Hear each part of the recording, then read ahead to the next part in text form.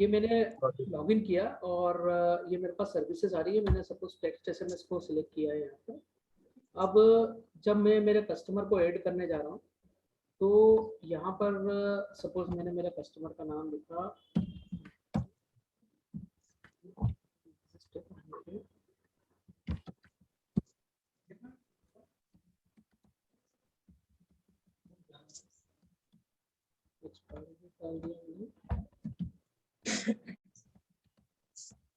अब मैं इसको ऐड करता हूँ तो जनरली ये बता रहा है कि ऐड न्यू प्राइस लिस्ट। तो ये ऐड न्यू प्राइस लिस्ट एक नया कॉन्सेप्ट है। ये प्राइस लिस्ट इसलिए दिया जा रहा है कि ताकि कस्टमर अगर आपका कोई भी कस्टमर अगर आप नया बनाते हैं या एक्सिस्टिंग कस्टमर है और अगर वो ऑटोमेटिकली बाय करना चाह रहा है तो वो खुद से भी ऑर्डर प्लेस कर सकता है। आप अपना पेमेंट गेटवे ऐड करवा सकते हैं और पेमेंट गेटवे ऐड करने के बाद वो कस्टमर उस प्राइस से ऑटोमेटिकली बैलेंस भी ऐड कर पाएगा। मतलब आपको वो डायरेक्ट पे कर पाएगा, वो आपके पेमेंट गेटवे में आ जाएगा और आपका ऑटोमेटिक रिचार्ज हो जाएगा। इसके अलावा हम लोगों ने अभी IVR और मिस्ड कॉल ये जो सर्विसेज हैं, ये इसके लिए हम लोगों ने एक नया ऑप्शन लाइव किया, वॉलेट। तो उस वॉलेट के थ्रू भी आप पेमेंट कलेक्ट कर पाओगे या ऑटोमेटिक उसका IVR की सर्विसेज को आप अच्छे से यूज भी कर पाओगे और सेल भी कर पाओगे। तो ये सभी चीज़ों को लाइव करने के लिए इसमें प्राइस लिस्ट का इंट्रोड्यूस किया गया है। आप सबसे पहले ये ऐड प्राइस लिस्ट पे क्लिक करा, आपने ऐड प्राइस लिस्ट पे गया। अब यहाँ आपने सपोज मैं किसी कस्टमर को दे रहा हूँ, मैंने एक नया कस्टमर बनाना है जिसका नाम है अभिनव। तो मैंने उसका प्राइस लिस्ट का नाम लिख दिया अभिनव। अब मुझे अगर मेरी जो एग्जिस्टिंग प्राइस लिस्ट है उस प्राइस लिस्ट को यूज करते, ये फीचर नीचे वाला जो है वो तब मेजरली यूज में आता है जब आपके पास ऑलरेडी कोई प्राइस लिस्ट आपने बना रखी है और उससे परसेंटेज इंक्रीज करना है। अभी आपको कोई इंक्रीज नहीं करना, नई प्राइस लिस्ट आप बना रहे हो अपने लिए, तो आप यही प्राइस लिस्ट को देखेंगे। ये हुआ हमारा टेक्स्ट एसएमएस, ये टेक्स्ट का बैलेंस है। यहाँ पर क्वांटिटी है वर्टिकल में और यहाँ पर सर्विसेज है। आप यहाँ पर सेट कर सकते हो कि 10,000 एसएमएस के लिए मेरे कस्टमर को मैं क्या प्राइस ऑफर कर रहा हूँ। अच्छा, प्राइस लिस्ट मल्टीपल बन सकती है, कोई लिमिटेशन नहीं है प्राइस लिस्ट बनाने की। तो आप अपने ग्रुप ऑफ द कस्टमर्स को एक प्राइस लिस्ट असाइन कर सकते हो या हर कस्टमर को एक प्राइस लिस्ट असाइन कर सकते हो। मेजरली जो प्राइस लिस्ट बनती है उसका कॉन्सेप्ट यही होता है कि आपका जो एक ग्रुप ऑफ कस्टमर होता है उनको सेम प्राइस जाता है, तो आप वो प्राइस लिस्ट बनाकर उसको असाइन कर सकते हो। सपोज मैं चाहता हूँ कि 10,000 एसएमएस मेरे 40 पैसे में सेल होना चाहिए। अगर कोई व्यक्ति आता है और ऑर्डर करता है ऑटोमेटिक भी, तो उसको 40 पैसे में मिलना चाहिए। तो मैंने ये एरो क्लिक कर दिया तो ये सारी सर्विसेज मेरी 40 पैसे में हो गई। पर चूंकि ये सिम है तो मैं चाहता हूँ कि ये तो मेरा 15 पैसे ही होना चाहिए, तो मैंने इसको 15 पैसे सेट कर दिया। बाकी सभी में मेरा प्राइसिंग मैंने ये सेट कर दिया। अब 50,000 एसएमएस में मैं चाहता हूँ कि ये 25 पैसे में सेल होना चाहिए, तो 25 पैसा करके इधर किया। अब यहाँ मेरा 15 पैसा था तो मैंने उठा के यहाँ पे इसको 10 पैसे। 1 लाख एसएमएस के लिए मैं चाहता था मेरा 22 पैसे में सेल होना चाहिए, मैंने पूरी सर्विस को इधर 22 पैसा किया और यहाँ पे मैंने इसको 9 पैसा किया। 3 लाख एसएमएस पे मैंने सोचा 20 पैसा होना चाहिए, मैंने 20 कर दी। यहाँ भी अगर मुझे चेंज करना है तो मैं कर सकता हूँ, बट चूंकि ये सर्विसेज सारी सेम थी तो मैंने सोचा कि नहीं, इसमें ऐसा नहीं होना चाहिए। अब मैं चाहता हूँ कि नीचे की जितनी भी सर्विस है मेरे को इससे नीचे 9 पैसे से नीचे जाना नहीं है, तो मैंने इसको ये वाले एरो को क्लिक किया तो उसने उस पूरे वर्टिकल को 9 पैसा कर दिया।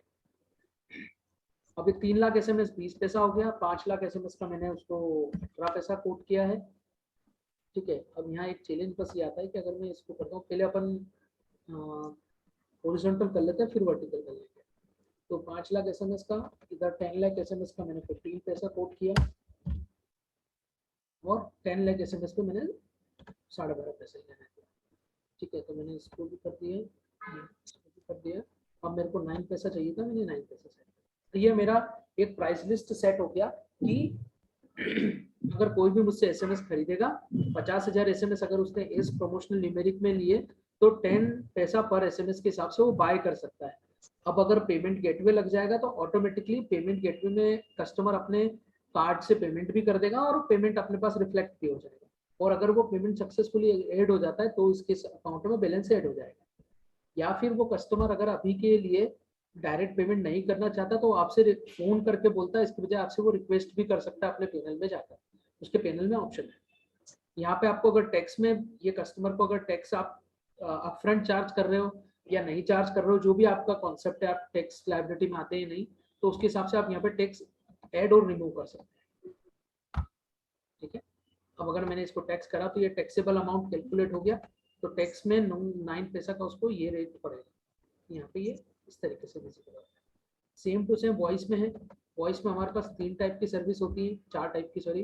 तो हमारा ये क्वांटिटी आ गया, मैं इसमें कोई चेंजेस नहीं कर रहा हूँ क्योंकि वो मेरा जो कस्टमर है मेजरली टेक्स्ट एसएमएस का ही है और मैं दूसरे भी कस्टमर को देता हूँ। तो सपोज मैं 3 लाख एसएमएस में जाके चेंज कर देता हूँ, तो मैंने 22 पैसा यहाँ कर दिया, ठीक है, और 5 लाख एसएमएस में जाकर मैंने इसको 21 पैसा कर दिया, 10 लाख एसएमएस में जाकर मैंने 20 पैसा कर दिया।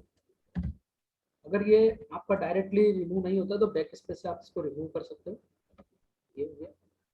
अगर 10 लाख पे जा रहा हूँ तो मैंने 19 पैसा लिखा, अभी जैसे मैं नहीं लिख पा रहा हूँ सेलेक्ट करने के बाद भी, हो सकता है इसमें कुछ जावा स्क्रिप्ट का आपको लगे, तो आप उसको बैक स्पेस दबाएंगे, डिलीट करेंगे तो 19 पैसा लिखेंगे तो आ जाएगा, कोई दिक्कत नहीं है।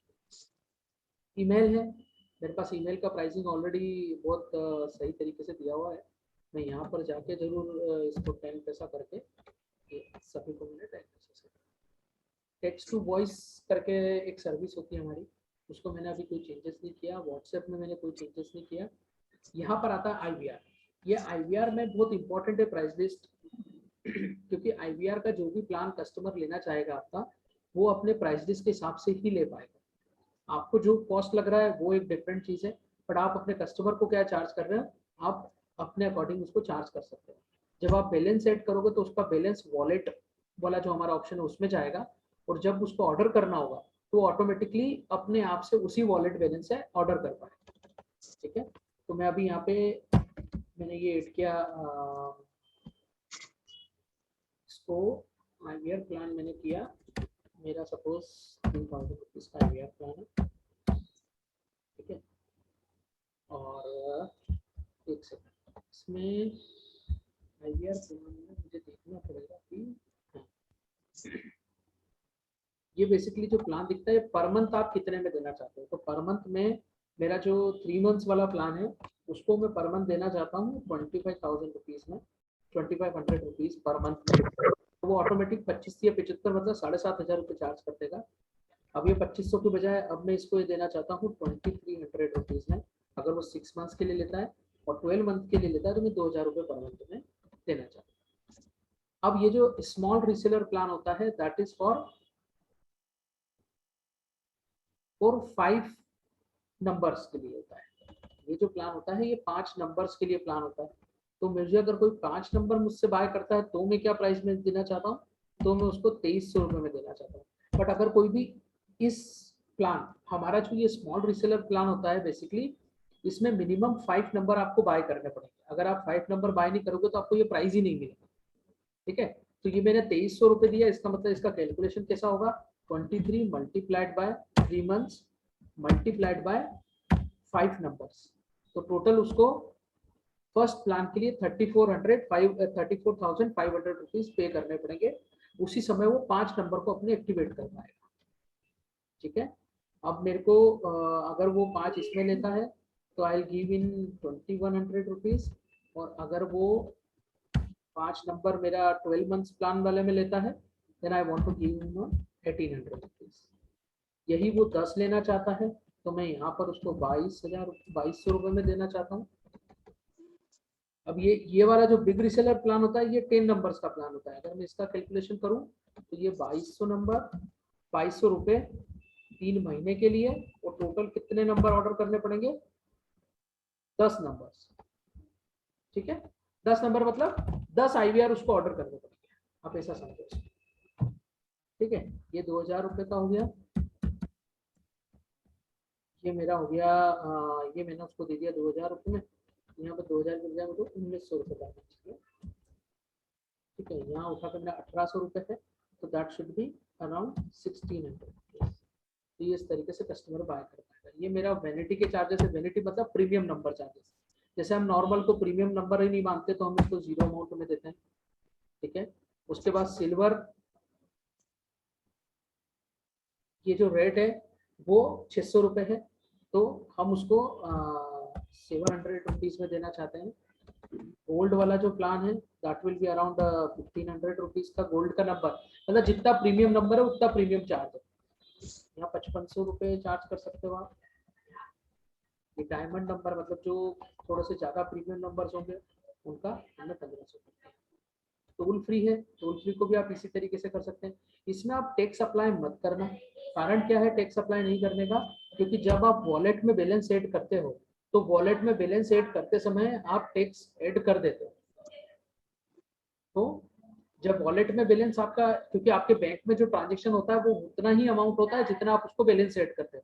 तो सपोज उसने आपका जो प्लान आ रहा है वो आ रहा है 7000 रुपीज का और कस्टमर ने आपको 10,000 रुपीज पे किए, तो आप अगर यहाँ पर टैक्स लगाते हैं आईवीआर के ऊपर, अगर आप यहाँ पे टैक्स कैलकुलेट करोगे तो आपको अकाउंटिंग मेंटेन करने में थोड़ा सा चैलेंज आएगा। बट अगर आप यही चीज 10,000 रुपीज आपके कस्टमर से आए और आपने उसको भी टैक्स में कैलकुलेट करके जो भी अमाउंट आपका आता है अगर आप वो वॉलेट में ऐड कर देते हैं, तो उसके बाद आप यहाँ पर ये जो अपना आईवीआर सेट करेंगे तो इसमें अगर आप विदाउट टैक्स रखेंगे तो आपका सिस्टम प्रॉपर वर्किंग करेगा। अदरवाइज क्या होगा, अगर आप यहाँ भी टैक्स अप्लाई कर देंगे तो आपके कस्टमर को डबल टैक्स अप्लाई हो जाएगा। ठीक है, तो ये एक अपने आप में एक प्रॉब्लम क्रिएट हो जाएगा। तो इसलिए आप हमेशा यहाँ पे आईवीआर टोल फ्री के केस में, या फिर आप ऐसा समझो कि जो भी सर्विस हमारी वॉलेट के थ्रू जिसका बैलेंस डिडक्ट होता है उन सर्विसेज में आपको टैक्स नहीं लेना, टैक्स ऑटोमेटिकली वॉलेट में से कैलकुलेट हो जाएगा। टोल फ्री भी आपके हाथ में, आपको किस तरीके से सेल करना है। ठीक है, सेम टू सेम इधर टोल फ्री का जो आईवी वैनिटी नंबर है वो यहाँ पे शो हो रहा है। यहाँ पे मैंने कर दिया 1500 रुपये। फिर उसके बाद गोल्ड टोल फ्री जो मेरा है that will be 5000 rupees. Platinum toll free है मेरा that will be around 8000 rupees. ये मेरा है, ये मैंने 15,000 रुपीज। ये करके मैंने अपनी प्राइस लिस्ट क्रिएट कर दी। ठीक, अब इसमें थोड़ा सा ये मेरा प्राइस लिस्ट क्रिएट हो गया, मैंने इसको कैंसिल किया। अब जाके मुझे यहाँ प्राइस लिस्ट दिख नहीं रहा है बेसिकली, तो इसलिए मैं इस कस्टमर को ऐड नहीं कर पा रहा हूँ। इसलिए मुझे फिर से यहाँ पर क्लिक करना पड़ेगा। ऐड कस्टमर पे गया मैं, यहाँ पे मेरे को जो भी कस्टमर ऐड करना है ये मैंने ऐड कर दिया।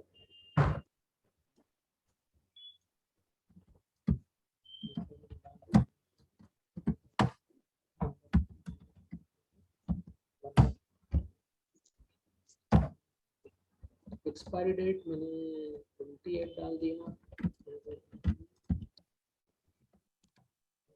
ये टाइप मेरा यूजर है, वेबसाइट मेरे डिफॉल्ट, अभी मैं डिफॉल्ट ही वेबसाइट दे रहा हूँ अभी। यहाँ पे मैंने प्राइस लिस्ट बनाई थी अभिनव, चलो नाम भी चेंज कर देते हैं हम लोग, इसका नाम अभिनव कर देते हैं लोग। ठीक है, बट ये सब क्लाइंट के नाम से प्राइस लिस्ट बनाने का बहुत स्पेशल केसेस में करना चाहिए। अदरवाइज आपको जो भी प्राइस लिस्ट का नाम रखना है आप अपने हिसाब से रखिए, ताकि क्योंकि ये केवल अभिनव को अलॉट नहीं हो रही है, that price list will be allotted to an number of customer जो सिमिलर कैटेगरी के कस्टमर्स होते हैं, राइट। तो इसलिए आप हमेशा इसको ध्यान रखें। या आपने कस्टमर ऐड किया, mobile number must be 12 digit 10 digit में कितना डालेंगे, एक नंबर, ये मैंने ऐड किया तो ये सक्सेसफुली ऐड हो गया कस्टमर। यहाँ मुझे इसलिए दिख रहा है क्योंकि मैं लॉगिन करके आया हूँ। यहाँ पर मैं करता हूँ करके पूछता होगा। ठीक है, अभी मैं गूगल करके मैंने बनाया था। यहाँ पे मेरा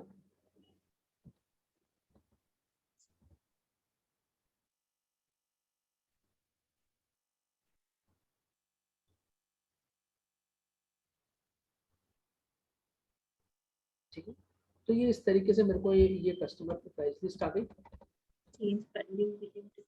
अगर मैं और भी प्राइस लिस्ट बनाता हूँ तो मैं यहाँ से उस कस्टमर की प्राइस लिस्ट कभी भी चेंज कर सकता हूँ।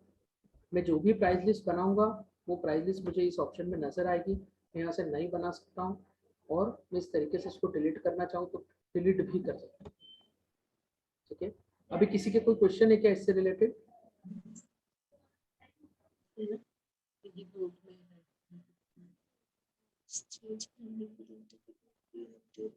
अपडेट हो जाएगी ना बाद में। अभी अगर हम चाहते हैं कि ये जो हमने प्राइस लिस्ट बनाई थी अगर इसको अपडेट करना है तो आप जस्ट इस पर क्लिक करेंगे, ये प्राइस लिस्ट ओपन करेगा। यहाँ पर आप एडिट प्राइस लिस्ट पे जाएंगे, आपको जो भी एडिट करना है आप फिर से एडिट कर पाएंगे। सपोज मैंने इसको 12 पैसा था, मुझे लगा कि नहीं यार 12 पैसा तो ज़्यादा हो रहा है कस्टमर को, इसी क्लाइंट को सपोज मैंने किसी को दिया है, उसका मेरे को प्राइस लिस्ट 10 पैसा करना है, वो क्लाइंट नहीं मान रहा है 10 पैसे से नीचे में, तो मैंने ठीक है इसको 10 पैसा कर दिया, इतनी वॉल्यूम पे 10 पैसा आप दे देना। इसमें सेव का बटन अपडेट यहाँ पर आएगा। You really want to update? Yes I really want to update. Again मैं चेक कर लेता हूँ कि मैंने जो अपडेट किया वो हुआ या नहीं। बहुत बहुत धन्यवाद, ये अपडेट हो गया है आपका। So it is working, there is no problem with that. मैं क्लोज करता हूँ, यहाँ जाता हूँ। जब ये कस्टमर अपना ऑर्डर प्लेस करने जाएगा, ऐड और बैलेंस डिडक्ट पे जाएगा, आप देख सकते हैं कि अभी उसमें बैलेंस कुछ भी नहीं है। अगर वो बैलेंस ऐड करने जा रहा है नॉर्मल ट्रांजेक्शनल एसएमएस, क्वांटिटी अगर उसकी 10 लाख रहती है, देखिए यहाँ पर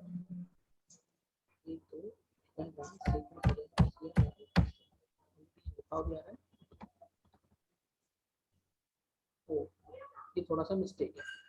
अब ये तो मैं बैलेंस ऐड कर रहा हूँ, ठीक है। अगर ये क्लाइंट में मैं लॉग इन करता हूँ, क्योंकि मैं कर नहीं पाऊंगा, पर आप ऐसा समझ सकते हो कि अगर मुझे रिक्वेस्ट करना है तो मैं अपने इसमें जाऊंगा, ये कस्टमर के पास रहेगा ऑलरेडी। कस्टमर, आपके जितने भी कस्टमर हैं उनकी सभी बिलिंग रिक्वेस्ट आपकी यहाँ पर आएगी, क्लाइंट बिलिंग रिक्वेस्ट में यहाँ पर आपके कस्टमर की रिक्वेस्ट आएगी, और जो आपको रिक्वेस्ट करना है वो आप बिलिंग टिकट में जाएंगे, ये सेम टू सेम ऑप्शन आपके कस्टमर को मिलेगा। तो आप यहाँ पे ऐड रिक्वेस्ट पे करेंगे। अब यहाँ आप देखेंगे कि आपके कस्टमर, अब अभी यहाँ क्या है कि आपको जो प्राइसिंग अलॉट था वो 12.75 रुपये ये था, और अभी हमने 10 पैसा किया हुआ है, तो इसलिए थोड़ा सा यहाँ पे अमाउंट सही नहीं हो रहा। बट अगर आप यहाँ एक चीज़ और देखेंगे ना कि जब आप इस प्राइस लिस्ट को देखेंगे, एडिट करते हैं,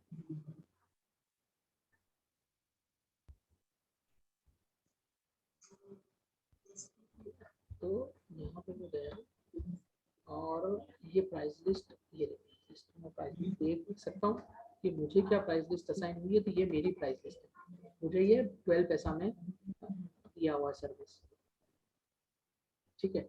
अब यहाँ पर मैं ड्यू में या किसी भी तरीके से रिक्वेस्ट कर सकता हूँ अपने कस्टमर खुद के लिए, और यहाँ पर मेरा रिक्वेस्ट ऐड हो जाएगा।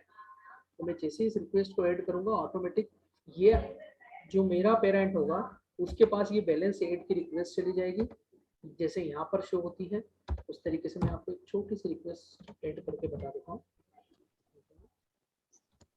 रिक्वेस्ट ऐड कर देता हूँ।